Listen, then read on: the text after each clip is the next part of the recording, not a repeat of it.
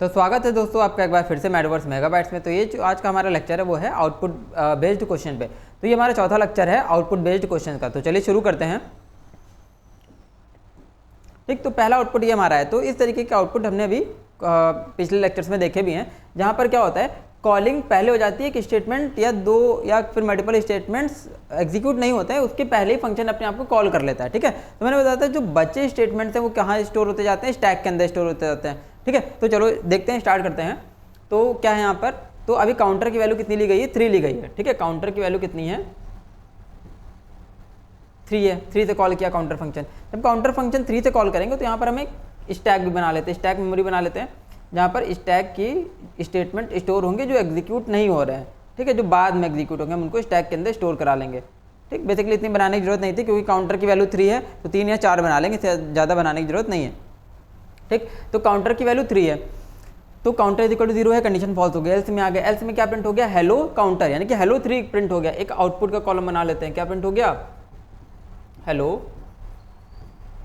3 print हो गया। Hello 3 print हो गया, उसके नीचे काउंटर वैल्यू किससे कॉल हो गया, मतलब my method function updated counter से कॉल हो गया। तो अपडेटेड काउंटर कितना हो जाएगा, -2, मतलब काउंटर की वैल्यू ही चेंज होकर क्या हो जाएगी, 2 हो जाएगी। या तो यहां पर लिख सकते थे, क्या लिख सकते थे, काउंटर -1। काउंटर -1 लिखने से क्या होता, काउंटर की वैल्यू चेंज ना होती, काउंटर की वैल्यू में कोई चेंज ना होता। ठीक, लेकिन यहाँ पर क्या लिखा, माइनस काउंटर, यानी कि जो काउंटर की वैल्यू है प्री डिक्रीमेंट हो जाएगी, मतलब पहले उसमें डिक्रीज होकर 2 हो गया, तब अपडेटेड वैल्यू से फंक्शन 2 से फंक्शन कॉल हो गया। ठीक, तो यहाँ पर भी जो काउंटर की वैल्यू होगी वो क्या आएगी, 2 ही आएगी, क्योंकि उससे पहले ही काउंटर माइनस होकर 2 हो चुका है। ठीक है, काउंटर की value in the sense update हो चुकी है। तो यहाँ पर क्या प्रिंट हो रहा है, स्पेस और 2, स्पेस 2 जो एग्जीक्यूट नहीं हुआ उससे पहले ही फंक्शन कॉल हो गया। तो फंक्शन कॉल करके हम नीचे आ जाएंगे, ये वाला जो स्टेटमेंट बचा वो आ गया स्टैक के अंदर। ठीक, काउंटर जो 2 से कॉल किया तो फिर से कंडीशन ये इफ वाली फॉल्स होगी, एल्स में आके क्या प्रिंट हो गया, हेलो 2, हेलो 2 प्रिंट हुआ। उसके बाद काउंटर किससे कॉल हो गया, 1 से कॉल हो गया। जो 1 से कॉल हो गया, ठीक, तो स्पेस और 1 वो कहाँ स्टोर हो गया, ये वाला स्टेटमेंट जो एग्जीक्यूट नहीं हुआ वो स्टोर हो गया स्टैक के अंदर। फिर से ऊपर चले गए। ठीक है, 1 से कॉल कर लिया, जो 1 से कॉल किया तो क्या प्रिंट कर देगा, हेलो 1, हेलो 1 कॉल कर लिया। ठीक, हेलो 1 प्रिंट हो गया। हेलो 1 के बाद काउंटर किससे कॉल कर लिया, 0 से कॉल कर लिया। किससे कॉल हो गया, 0 से। तो स्पेस और 0 कहाँ स्टोर हो गया, हमारा स्टैक के अंदर स्टोर हो गया, जो एग्जीक्यूट नहीं हुआ। ठीक, जो एग्जीक्यूट नहीं हुआ वो स्टैक के अंदर स्टोर हो गया, स्पेस 0। तो जब 0 से फंक्शन कॉल किया तो काउंटर की वैल्यू कितनी है, 0 है। 0 है तो कंडीशन ट्रू हो गई, कंडीशन ट्रू हो गई तो क्या प्रिंट कर दिया, खाली स्पेस प्रिंट कर दिया। मतलब यहाँ पर क्या प्रिंट कर देगा, खाली स्पेस प्रिंट कर देगा और कर्सर आ जाएगा नई लाइन पे हमारा यहाँ पर। ठीक, कर्सर नई लाइन पे आ गया तो इसका मतलब क्या हुआ, खाली स्पेस प्रिंट हो गया, इसका मतलब कॉलिंग रुक गई, अब फंक्शन आगे कॉल नहीं करेगा, कॉलिंग स्टॉप हो गई। तो अब क्या करेगा, जो स्टैक के अंदर जो स्टेटमेंट स्टोर थे उसको हम एक एक करके एग्जीक्यूट करना स्टार्ट करेंगे। तो सबसे लास्ट में क्या स्टेटमेंट एग्जीक्यूट हुआ था, क्या स्टेटमेंट स्टोर किया था, स्पेस और 0। तो क्या प्रिंट हो गया, स्पेस और 0। क्या प्रिंट हो गया, स्पेस और 0 प्रिंट हो गया। ये हट गया यहाँ से स्टैक से, लिफो मेथड से। फिर क्या प्रिंट हो गया, स्पेस 1 प्रिंट कर दिया, ये लिफो से हट गया। फिर क्या प्रिंट हो जाएगा, स्पेस 2 प्रिंट कर दिया, फिर ये यहाँ से हट गया। ठीक, तीनों स्टेटमेंट हमने प्रिंट कर दिए जो हमने स्टोर करा के रखे थे लिफो मेथड से।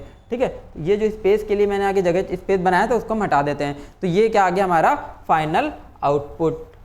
ठीक है, इस तरीके से क्या आ गया हमारा फाइनल आउटपुट। ठीक, नेक्स्ट क्वेश्चन पे मूव करते हैं। आई होप समझ आएगा, जो भी डाउट हो आप कमेंट सेक्शन में पूछ लो। ठीक है, नेक्स्ट आते हैं। तो नेक्स्ट पे क्या है, उसी तरीके का एक क्वेश्चन है यहाँ पर भी सेम। ठीक, यहाँ पर भी देखो एक स्टेटमेंट एग्जीक्यूट हो रहा है, फिर कॉलिंग हुई जा रही है, उसके नीचे एक दूसरा स्टेटमेंट है जो बाद में एग्जीक्यूट होगा। ठीक है, तो चलो स्टार्ट करते हैं। तो n की वैल्यू कितनी है यहाँ पर, 5। कितनी है, 5। नंबर्स फंक्शन कॉल हो रहा है, नंबर्स फंक्शन मतलब ये वाला फंक्शन कॉल हो रहा है पहला वाला, और किससे कॉल हो रहा है, 5 से कॉल हो रहा है। तो n की वैल्यू कितनी ले ली हमने यहाँ पर, 5 ले ली। ठीक है, एक आउटपुट का कॉलम बना लेते हैं।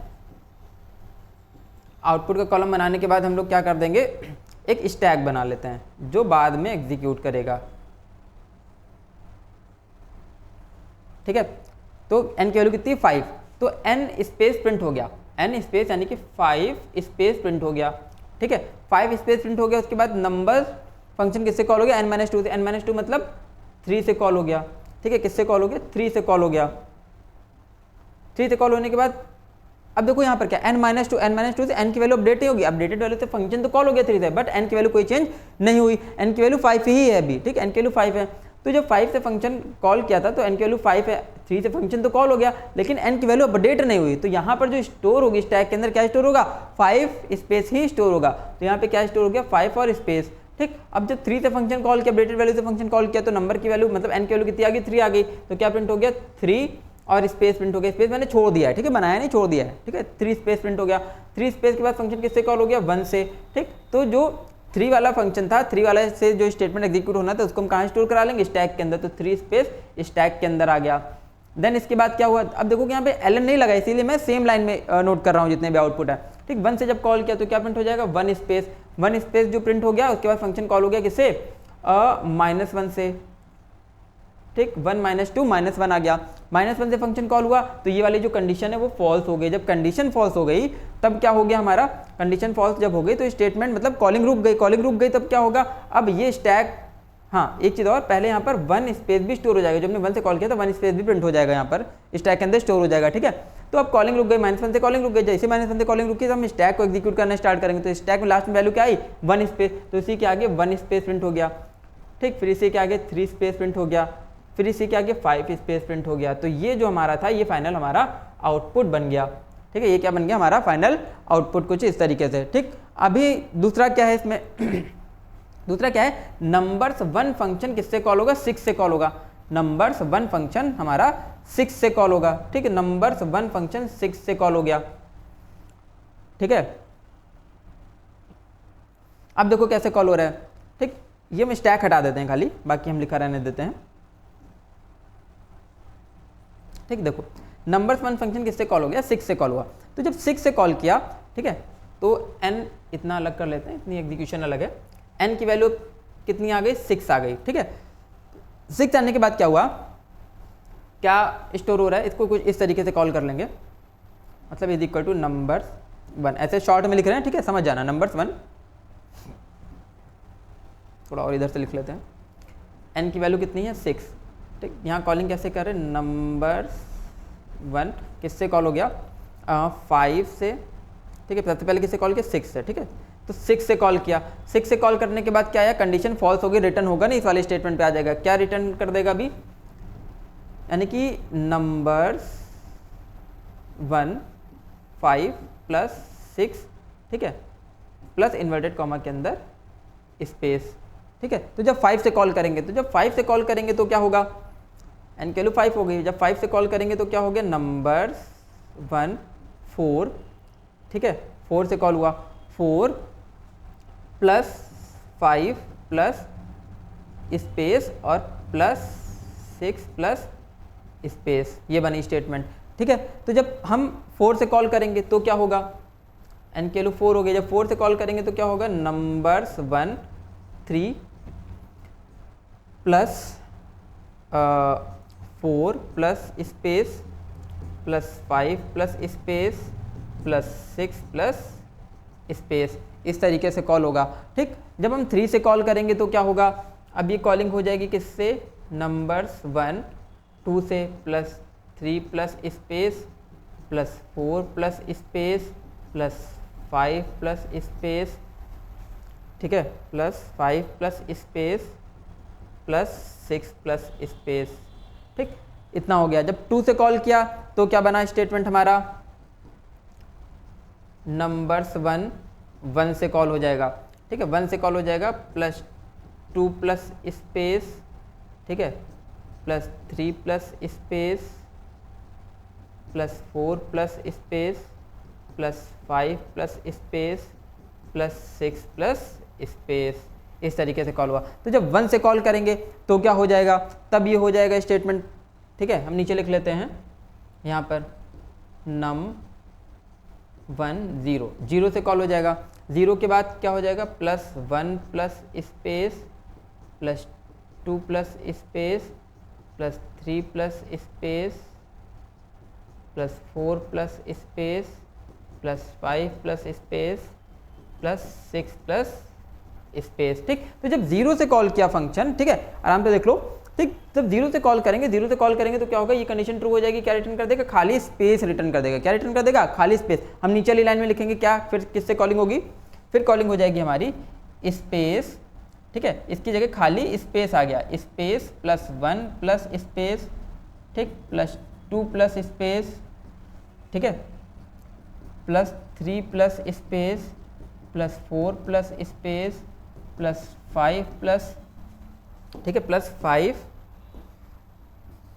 Plus space, plus 6 plus space. इस तरीके से हमारा फंक्शन एक के बाद एक कॉल होता गया। जब कॉल होता गया तो लास्ट में क्या होगा, हमारा यहाँ पर क्या रुक जाएगी, कॉलिंग रुक जाएगी। तो जब भी कॉलिंग रुकेगी तो सारी वैल्यूज को अगर ऐड कर दो, क्योंकि स्ट्रिंग के फॉर्मेट में रिटर्न हो रहा है, अगर सारी वैल्यू को ऐड कर दोगे तो फाइनल आंसर हमारा क्या आ जाएगा, आंसर आ जाएगा 1 2 3 4 5 6। ठीक, इस तरीके से ये हमारा फाइनल आउटपुट जनरेट हो गया, यानी कि 1 से 1 to n तक सारे नंबर एक एक स्पेस के साथ प्रिंट हो जाएंगे। ठीक है, ये तो था हमारा सेकंड आउटपुट। चलो अब नेक्स्ट पे मूव करते हैं। ठीक है, कोई डाउट हो आप इसका स्क्रीनशॉट ले लो, कोई डाउट हो तो आप कमेंट सेक्शन में पूछ भी सकते हो। ठीक है, इसका स्क्रीनशॉट भी ले सकते हो। ठीक है, क्लियर हुआ। अभी चलते हैं नेक्स्ट क्वेश्चन की तरफ। क्या है नेक्स्ट क्वेश्चन हमारा, ठीक, ये रहा नेक्स्ट क्वेश्चन। क्या है, अब ये थोड़ा सा कॉम्प्लिकेटेड है, मतलब कॉम्प्लिकेटेड नहीं है, थोड़ा सा नया है आप लोगों के लिए। ठीक है, समझते हैं इसको कैसे क्या कर रहा है ये फंक्शन। तो ये बोला गया है यहाँ पर n की वैल्यू अगर 4 है तो ये आउटपुट क्या देगा। ठीक, कौन सा फंक्शन आउटपुट क्या देगा, ट्रायल फंक्शन आउटपुट क्या देगा। ट्रायल को समझ लो, बाकी खुद ही समझ जाओगे। ट्रायल फंक्शन के अंदर अब जो कॉलिंग है, अभी तो नॉर्मली जितने फंक्शन हमने पढ़े एक एक बार कॉल किया है, मतलब जो फंक्शन है रिकर्शन वाला अपने अंदर एक बार खुद को ही कॉल कर लेता है। ठीक, अब यहाँ पे अपने आप को 2 बार कॉल कर रहा है, वही प्लस के साथ कॉल कर रहा है। ठीक है, तो कैसे कॉल कर रहा है चलो देखते हैं। ठीक, थोड़ा सा समझना पड़ेगा, लॉजिकल है। तो सबसे पहले मान लो ट्रायल फंक्शन हमने कॉल कर लिया, किससे, 4 से कॉल कर लिया। 4 से कॉल करने के बाद ठीक, ये भी कंडीशन फॉल्स, ये भी कंडीशन फॉल्स, n की वैल्यू ना ही 1 है ना ही 2 है, ना ही 1 है ना ही 2 है। तो एक बार उसने फर्दर कॉलिंग करी, किससे फर्दर कॉलिंग करी भैया, n-2 मतलब 4-2, यानी कि 2 से कॉल करी और 3 से कॉलिंग करी। ठीक है, 2 और 3 से कॉलिंग करने के बाद तो जब 2 n की वैल्यू हो गई, n की वैल्यू जब 2 हो गई तो उसने डायरेक्टली क्या रिटर्न कर दिया, उसने डायरेक्टली 3 रिटर्न कर दिया। क्या रिटर्न कर दिया, 3। लेकिन जब 3 से कॉलिंग करी हमने तो उसने ना ही n1 है ना ही n2 है, n तो 3 है, तो फिर से फर्दर 2 बार कॉलिंग करेगा। तो एक बार ये 1 से कॉलिंग कर लेगा, मतलब 3-1 और 3-2, 3-2 1 आ गया और 3-1 2 आ गया। तो एक बार 2 से कॉल कर लेगा, 1 से कॉल कर लेगा। तो अगर n की वैल्यू 1 है तो क्या रिटर्न कर देगा, 2। तो इसने क्या रिटर्न कर दिया, 2। इसने क्या रिटर्न कर दिया, अगर n की वैल्यू 2 है तो 3 रिटर्न कर दिया। ठीक, बीच में क्या लगा, प्लस का साइन, तो यहाँ पर जोड़ के लिख दोगे, क्या आया, 3 + 2 + 3। ठीक है, 3 2 5 3 8, क्या आंसर रिटर्न कर दिया उसने, 8। तो आंसर ये बेसिकली क्या रिटर्न कर देगा, 8 रिटर्न कर देगा। तो पहले का आंसर आ गया हमारा कितना, 8 आ गया। ठीक है, अब ये क्या बोल रहा है कि अगर p की वैल्यू 5 है तो परफॉर्म फंक्शन कॉल कर लो। p की वैल्यू 5 से परफॉर्म फंक्शन कॉल कर लो। तो परफॉर्म फंक्शन कैसे परफॉर्म करेगा, ठीक है, परफॉर्म फंक्शन कैसे परफॉर्म करेगा। ठीक, ये तुमने 4 से कॉल कर लिया, 4 से वैल्यू कितनी आ गई, 8 आ गई।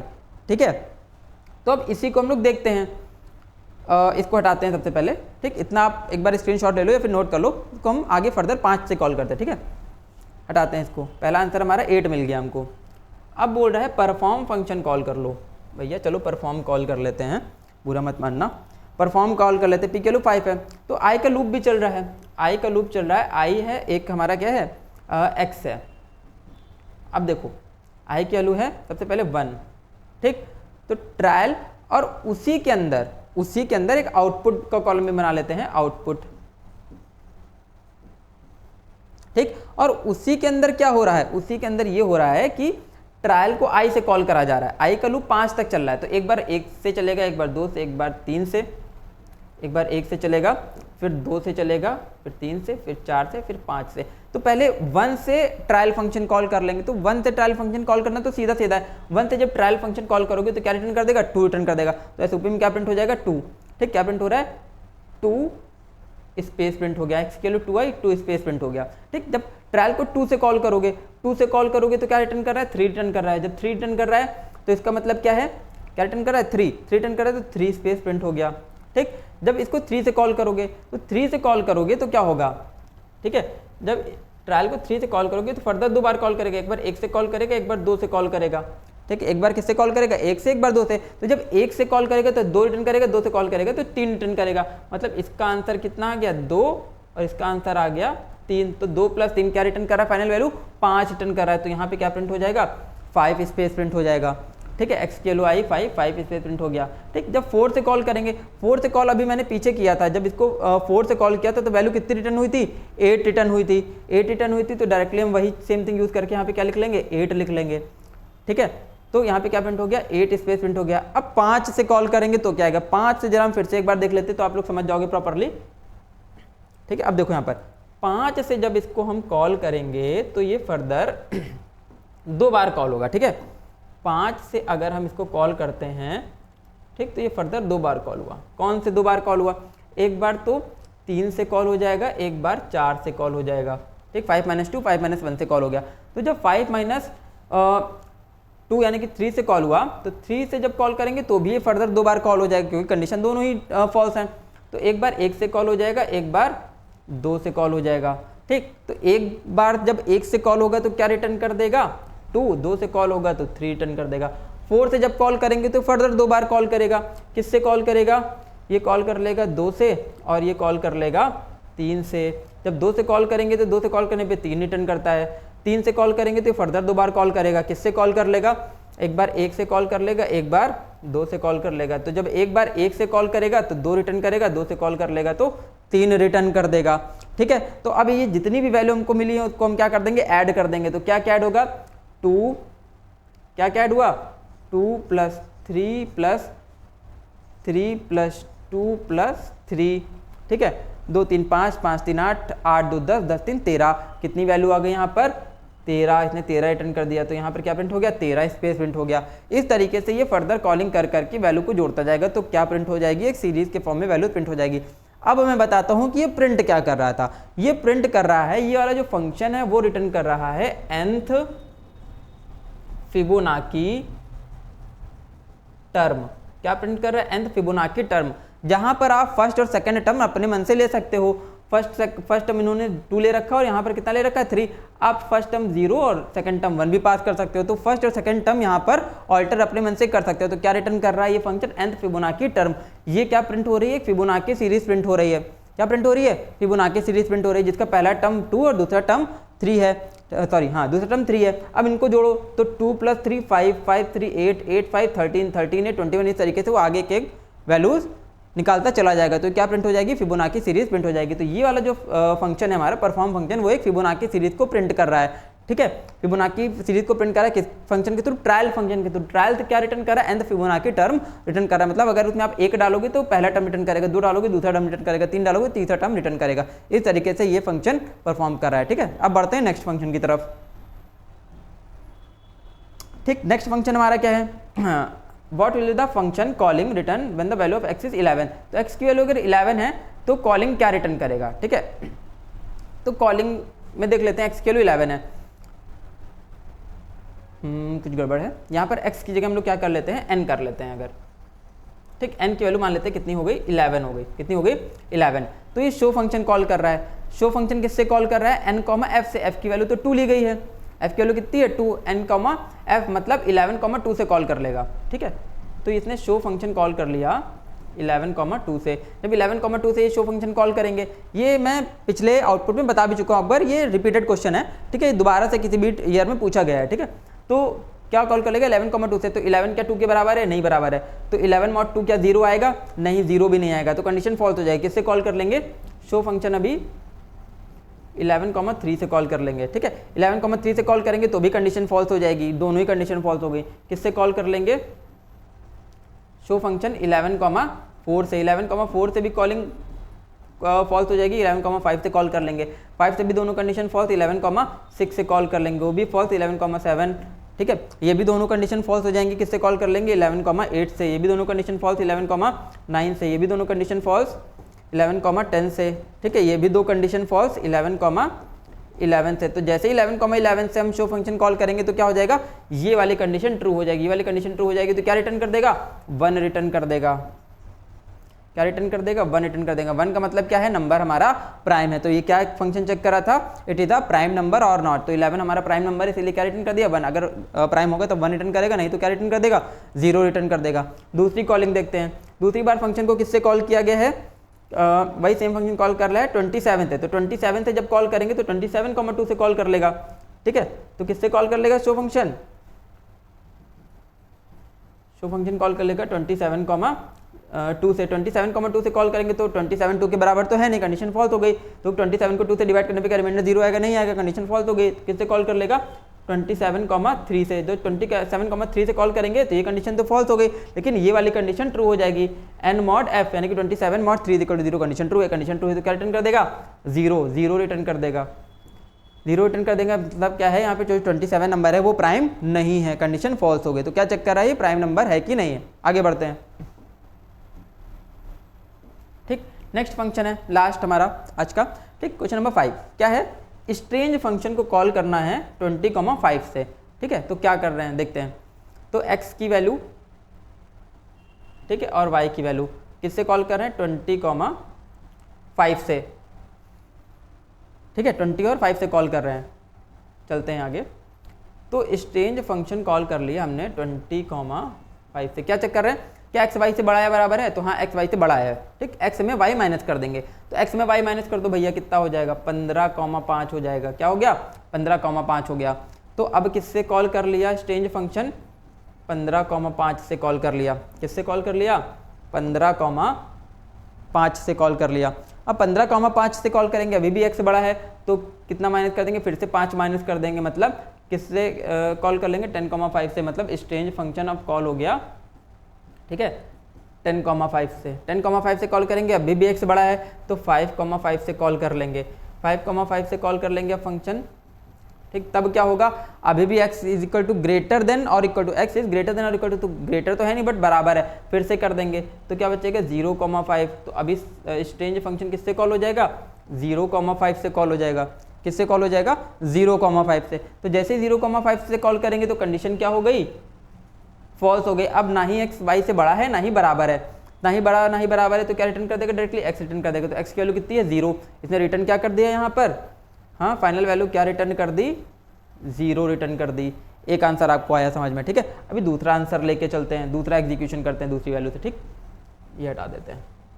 दूसरी वैल्यू से एग्जीक्यूशन करेंगे तो किससे कॉल होगा, एक x का कॉलम एक y का कॉलम। सीधे एग्जीक्यूशन देख लेते हैं हम।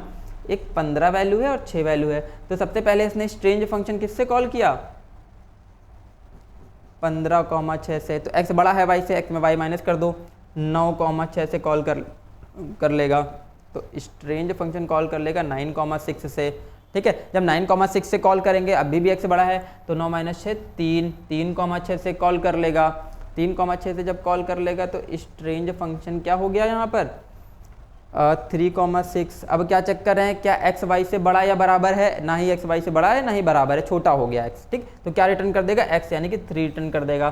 तो इसने क्या वैल्यू रिटर्न कर दी 3 रिटर्न कर दिया। तो 3 रिटर्न कर दिया, इसका मतलब क्या है इसका मतलब क्या है, अब समझते हैं क्या है। State in one line what the function strange is doing. क्या कर रहा है स्ट्रेंज फंक्शन, समझो क्या कर रहा है। अगर हम यहाँ पर कर दें 20 / 5 4 टाइम जाएगा। ठीक, क्या हो जाएगा 4 × 5 20, रिमाइंडर बचा 0। ठीक, यहाँ पर अगर क्या कर दें हम, ठीक है, यहाँ पर अगर हम क्या कर दें, इधर देखते हैं, इसको डिवाइड कर दें हम किससे, यहाँ डिवाइड कर लेते हैं। क्या डिवाइड कर दें 15 को अगर 6 से डिवाइड कर देंगे तो कितनी बार जाएगा 2 बार जाएगा, 6 दूनी 12। ठीक, 12 रिमाइंडर कितना बचा 3। तो पहले में देखो आंसर क्या आ रहा, मतलब दूसरे में आंसर क्या आ रहा था 3, पहले में आंसर क्या आ रहा था ये 0। तो ये क्या दे रहा है रिमाइंडर दे रहा है। एक नंबर को दूसरे नंबर से डिवाइड करने में रिमाइंडर कितना बचेगा, तो ये क्या फाइंड कर रहा है रिमाइंडर फाइंड कर रहा है। ठीक, आई होप आपको क्लियर आया होगा, क्लियर हुआ होगा सारी चीज़ें। तो ये तो तुम्हारा चौथा लेक्चर आउटपुट क्वेश्चंस का, जो कि रिकर्शन थे। ठीक है, अगले लेक्चर में हम लोग देखेंगे लूपिंग के आउटपुट के क्वेश्चंस। तो तब तक के लिए बने रहिए हमारे साथ, स्टे ट्यून्ड गाइस।